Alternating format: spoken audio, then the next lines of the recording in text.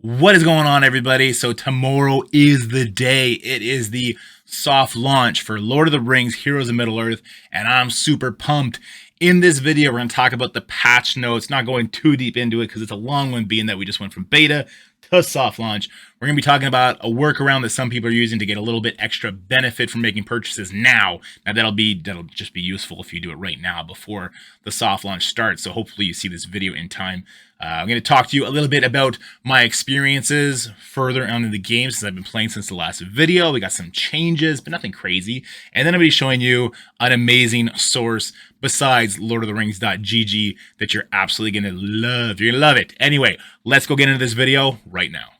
All right, so here are the patch notes right here. And as you'll see, there's too many to read. This would just be a 15-minute video of me reading this off to you, and that's not important, okay? 7/8 of these patch notes is basically what you would expect from a beta into a soft launch, and that's bug fixes. So whether that be certain campaign nodes being bugged, the tutorial not working the way that they want it to work, just little odds and ends here and there. Like the craft button would show even if you didn't have the gear to actually craft it. So all of that was fixed, and that's all great. But the big change here is the graphics update that we were promised, and apparently some audio fixes, some fine tuning, and we do have footage of that right here.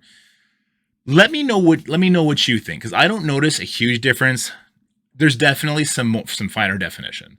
The abilities boxes themselves look to be more defined, and that's all great. The shadows look better, so there was definitely work done, which I think is cool. I don't see the revolutionary difference that I think some people wanted. For me personally, I wasn't expecting that, and I didn't need that. This game graphics to me kind of reminds me of like early 2000s, like an RPG game. And that's a fun time in my life, so I don't mind it at all. I don't need anything to be 3D crazy, 420p, whatever the kids are. I'm dorky dad, okay? Like, I'm good with the cartoony anime stuff. In fact, I prefer it, so I'm actually into it. To me, what's going to be the deciding factor in this game is going to be what they do with end game content or even just mid game content. Because right now, I found that you absolutely hit a wall very quickly. Now we're not talking about the patch stuff anymore. There was a graphics fix or update. Cool. Let me know what you guys think in the comment section below. So one thing that I've felt for the last few days is I could bang out everything in this game daily in 15-20 minutes.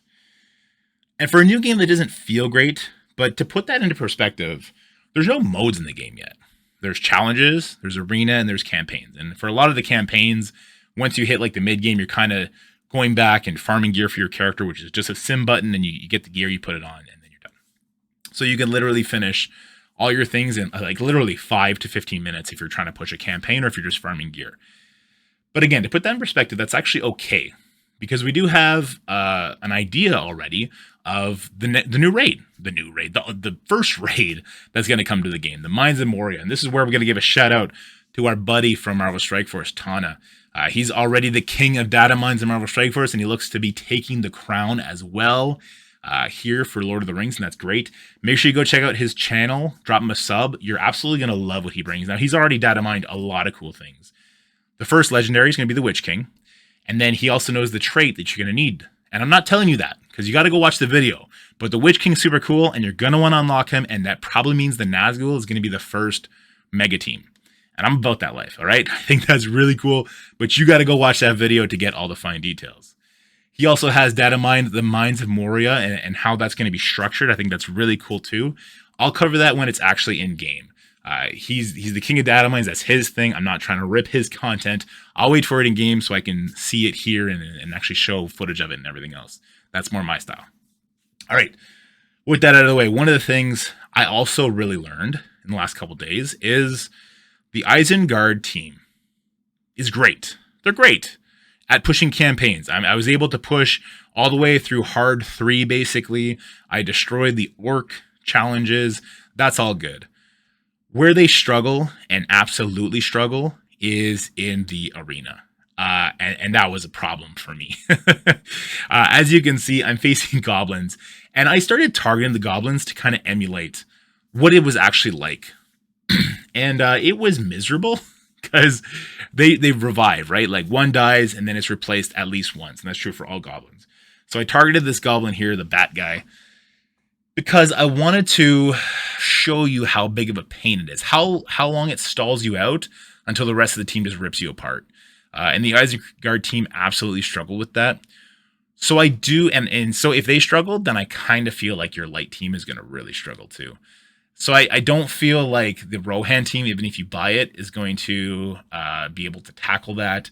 I don't think the Isengard team is going to be able to tackle that at even power.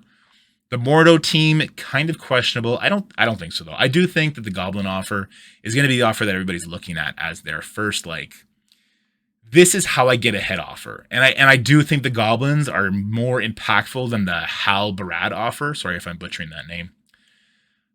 Yeah, the Goblins just look to be like a sick arena team, really good in the campaign, though I do think the Isengard team kind of edges them out there because we do have two healers in the Troll Handler who's going to be getting buffed, as well as that Woundbinder. But yeah, the Goblins look pretty good, and they could also be used in that other campaign. I think it's beside the humans, human goblins, and then Orc Elves. Yeah, that makes sense. So they can be used there as well, but then your light team is kind of struggling unless you get a full elf team, which that's far away. But yeah, so that was my experience in Arena. Challenges were fine. I've been pushing challenges regularly. Most of them I have at 3 stars. Some of them, like the attack support one, I believe, which is, I think, the most important one, because that's the ability materials, which that's another thing we found out.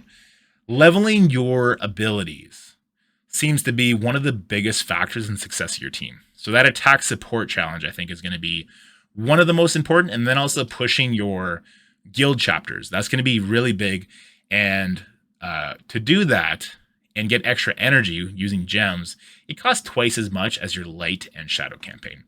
So keep that in mind. I don't necessarily think you need to race to farm that because it is more expensive. And actually, I don't know what the experience conversion is like between the guild and the light and shadow campaign. So I don't know if it helps you level faster, if it's slower or the same. But that is where we're going to get that ability leveling resource. So be careful of that. And that'll lead us into the last thing I want to talk about, which is just hitting the brick wall, because I hit the brick wall hard. Day 1, you go up to level 14. Day 2, I think I was pushing 18. Day 3, it was 20-something.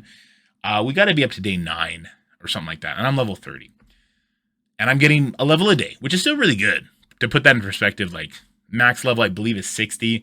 I hear it slows down even more. So you're looking at about maybe 3-4 months to hit max level, which is cool because then we get to start maxing teams out until whatever new level increase or whatever the case may be, new characters.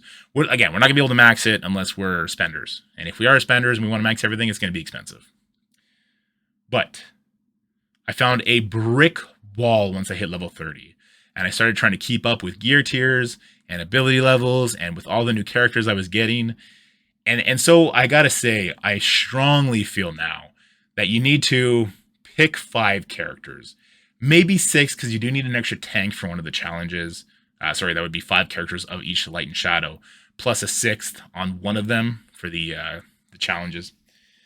But yeah, you hit a wall hard, especially on the gear. And if you're using all your energy to farm gear, then you're not pushing the campaigns. And if you're not pushing the campaigns, then you're not getting further ability material, which we just talked about. So just kind of focus on what you're doing. Check out your resources, whether they be content creators or whether that be the Lord of the Rings Discord, again, in the description below, and just kind of focus your efforts on whether that's a team that you're going to buy or just teams that you're going to farm out the gate and just really put a lot of effort in to carry you through the campaigns. Or maybe you're trying to get that Witch King. Again, go check out Tauna's video. Maybe you're going to start farming that trait. But yeah, that's kind of the feeling where I'm at right now with the game. I'm very excited. I'm going to break a rule that I've put in place for this whole content creation thing lately, and I'm going to spend some money. I'm going to buy gems. I'm not going to buy any characters or anything like that. I'm going to buy gems tonight, because if you buy them tonight before the reset, which I know is a very small time by the time you're watching this, so sorry about that, it'll convert to 125% of the value. So if I buy $100 in gems, it's like 11,000 gems. It turns into like 15,000 gems or something like that. So there's a good conversion rate. That's going to help me stream. And that's the next part. I will be streaming on Twitch when the service goes live. The reset starts at 1 p.m. Eastern and is set to go around 4 p.m. Eastern. But they also said don't panic if it's not up yet, which is them prepping us that it might take longer. So hopefully by like just after dinner time tomorrow, the servers are live with any luck. And yeah, I'll be streaming probably all night, hopefully.